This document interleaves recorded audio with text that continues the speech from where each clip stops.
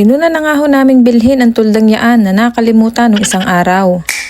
Dahil nga ho, malapit nang matapos ang Mayo at nag-uulaling na nga rin ho, syempre kami ho'y nagsigurado na ng pangpandong na tulda sa aming punsyonan. At talaga nga ho hindi masabi ang panahon ngayon at pabago-bago na nga ho. Baka makaulan pa nga sa araw na iyon, ay wag naman ho sana. Ari naman hong tuldang ari, kumbagay pandagdaglaang ho sa mga tent na aming nahiraman. At di nga ho masabit, baka kulangin ng pandong, ay magaling na nga ho ang may reserbaan ho. Kahit di ka mahalan at di ka lakayan, ay maigi na rin ho kaysa sa wala. At dahil nga ho, aring si Aldrin iaabay rin sa isa naming kaibigan, ay di nagdiretso na kami sa rentahan ng barong. Kami rerenta na laang ng kanyang susuoting barong na Chinese collar kung tawagin, pati pantalon na kanyang gagamitin. Nang magkasukatan nga ho, ay di magkakatawaran naman ang kasunod. Ay kanya nga raw ho tatawadan ng kaunti at nang kami may pambili ng ulam mamaya. Matapos nga ho magkatawaran, ay di diretso na ho kami dini sa isdaan. Kami bumili na ring bangus, pang sinigang at aring paborito kong isdang hiwas. Ay kasarap ga na rin lalo pag prito. Bago'y kimito at kalamansi at kamatis na sausawan, ay siya, galit-galit muna. Aring tahong at karning baboy naman nga ho sinunod naming binili. Dumaan na rin kami din sa bilihan ng mga gulay sa aking mga pinsan. Bumili kami ng mga pansahog sa lulutuin naming sinigang. Kami pupunta nga rin ho pala sana ng SM pero din na nga ho natuloy at walang maparkingan.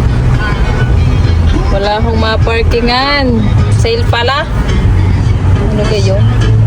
Sale pala ho nung araw na iyan, di kami nga umuwi na laang. Kinabukasan nga kasama naman namin aring si paring Bong. Siya raw may pakutib-kutib pa ring bibilhin para sa kanyang nalalapit na baysana. Kami nga saglit laang sa luma at nagpa-SM na uli. Diyos ko po, at full parking na naman, inuga-ika iyan. Aring nga hong dalawang ari, may bibilhin laang dini, ay di na nga ho nabidyohan at nagkatamara na. Bago nung kami nga ho'y pauwi na bigla namang bumuhos ang ulan. Salamat ika na lumamig-lamig naman ang kaunti. Pagkakabanas, siya yun lamang ho, bye!